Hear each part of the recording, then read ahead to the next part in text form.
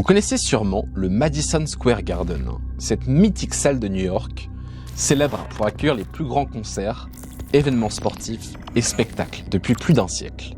Mais saviez-vous qu'en 1939, cet endroit mythique a accueilli un rassemblement nazi en plein cœur de New York? Le 20 février 1939, à l'aube de la Seconde Guerre mondiale, New York est le théâtre d'un événement marquant. Ce soir-là, au Madison Square Garden, plus de 20 000 personnes assistent à un rassemblement pro-nazi organisé par le Bund germano-américain, un groupe prônant l'idéologie fasciste et raciste. L'ambiance est tendue, les discours anti-juifs enflamment la foule.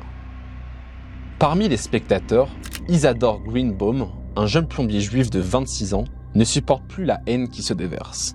Après avoir écouté des discours fustigeant sa religion et menaçant son peuple, il se lève, brise le silence et se précipite sur la scène. Il arrache le micro de Fritz Kuhn, le leader du Bund, et crie « À bas Hitler !» Le choc est immédiat. Des gardes l'attrapent, le frappent violemment et l'expulsent sous les huées de la foule. Quelques heures plus tard, Greenbaum se retrouve au commissariat où il doit expliquer son acte.